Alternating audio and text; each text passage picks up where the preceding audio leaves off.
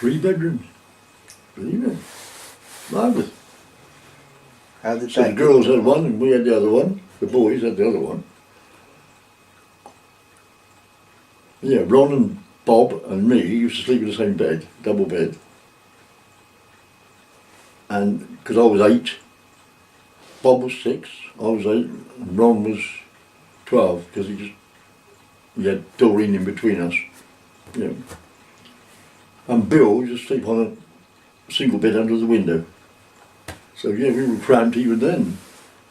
And the girls, the other 2 girls had a smaller room. But it was heaven. Yeah.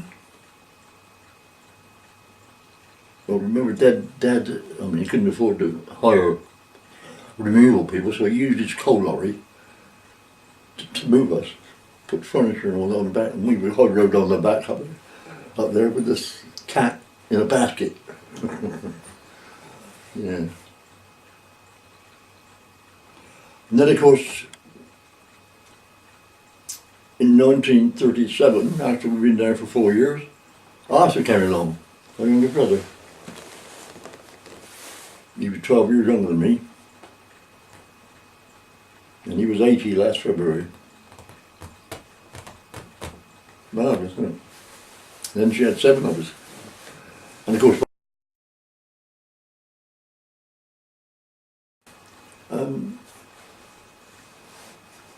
when I was in the, when I first went to Shirley School, I was in the junior class, I was only 8 years old.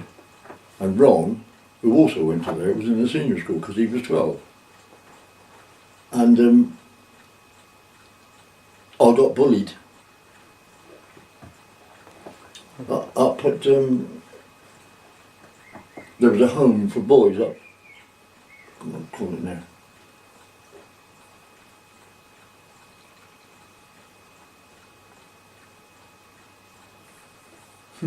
They all wore the same uniform, you know, they were boys from the school. And one of them's name was Perrott, I always remember him. He was a bully. You know, he wanted everything you got, and if you didn't give it to him, he'd give you a good eye and that sort of thing. And Ron heard about this.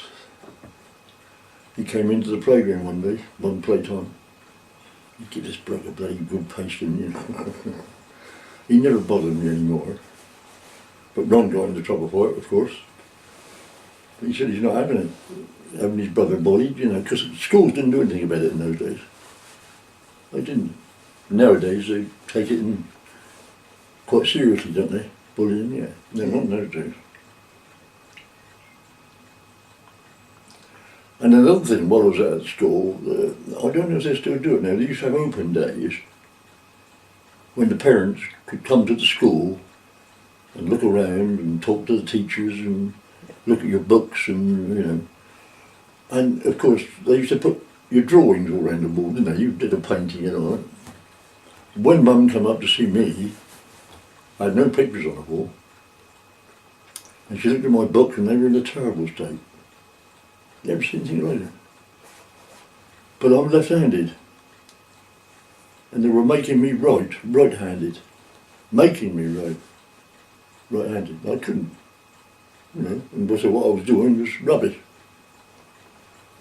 So Mother said, right, she picked up one of my books, marched straight into the headmaster's office, didn't even knock, went in, dumped all his books on his table, and she was quite a fiery woman, my mother.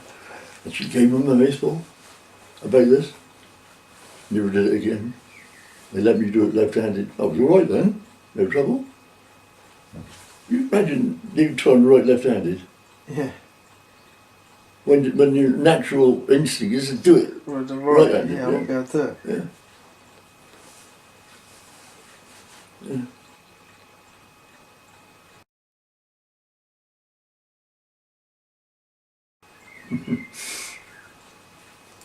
Do you know the at the top of Dale Road? You know Dale Road, don't you? Come down from Winchester Road, go up to the hospital. Yeah. The hospital entrance to the hospital was right in front of the end of the road across. big gates, big iron gates in those days. Because that was only an old house once, old hospital. And right opposite those gates on the right hand side, there was a plateau of grass. And then you walked to the end and it was a cliff going down to the bottom of what is now Coxford Road. And that was the fighting area. If you had any trouble with anybody, that's where you sorted it all out, on this top of the square. I had a fight there once with a neighbour. His name was Skeet, I remember him. And he'd been on at me all day, and so right, so we were sorting this out. So everybody, a big ring of them, all watching, you know. So we got in the upstance, you know, ready. I drew him one off, and he ran away.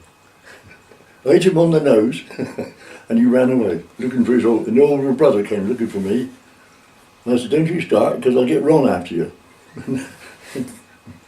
That was it, no more. Yeah, those were the days.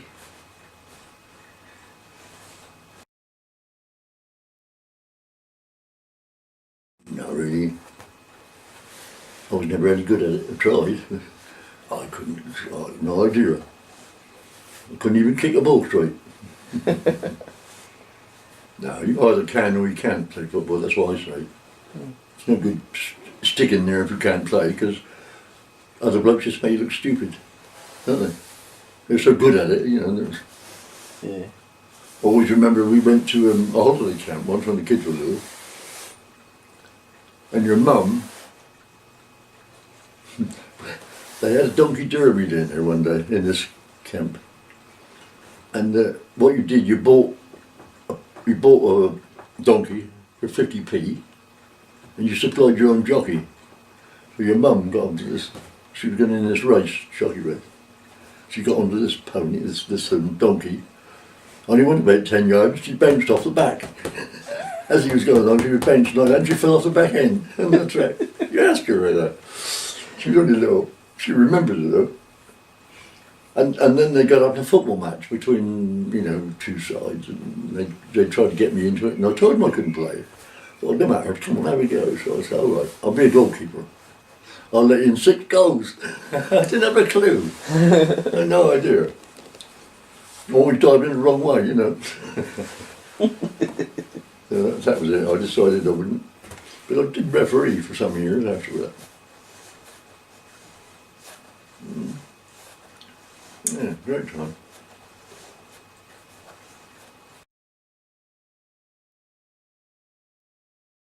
Bill must have been, he was just coming 14 when we left Priory Road.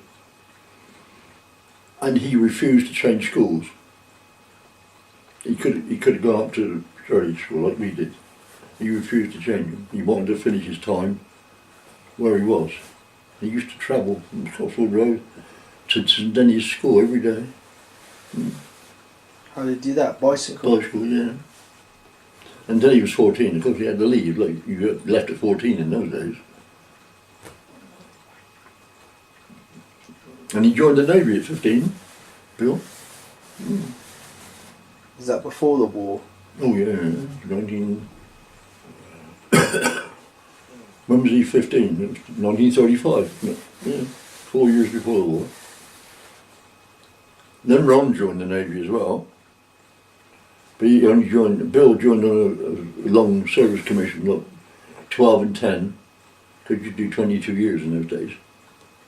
But Ron only served a 7 and 5, 7 in the Navy and 5 on reserve. He didn't like it. Did you have to sign that before you started? What?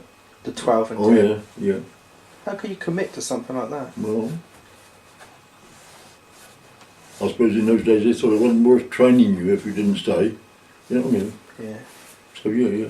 It didn't begin, Bill joined boys service.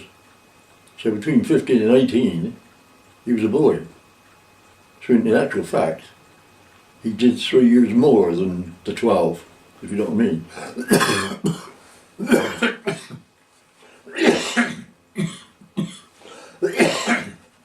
He trained at King Alfred's training school at Portsmouth. and they were very strict in those days on the boys.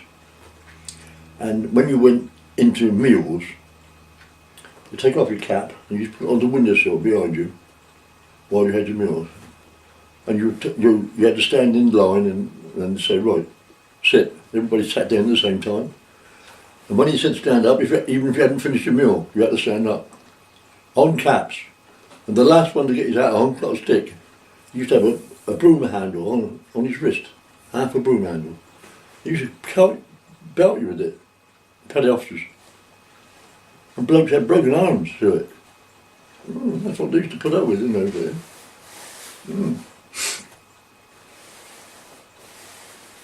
And Bill went up through the ranks. He eventually became a coxswain, chief petty officer coxswain, which on board a small ship was a policeman. He was responsible for discipline and all that.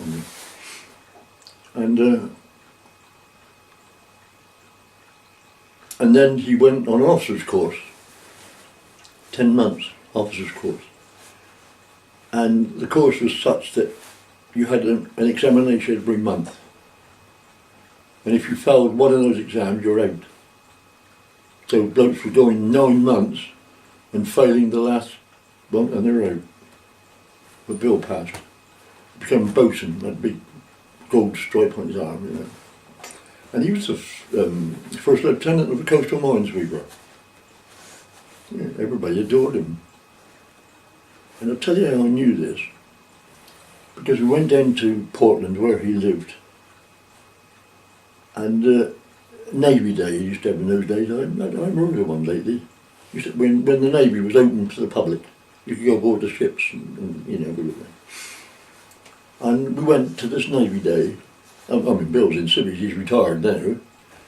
We went to this Navy Day and we walked up the gangway to the ship and there was a petty officer at the top. Ah, sir, he saluted Bill. And Bill was very surprised, you know. But he was one of his old crew. Amazing, isn't it? He was well liked.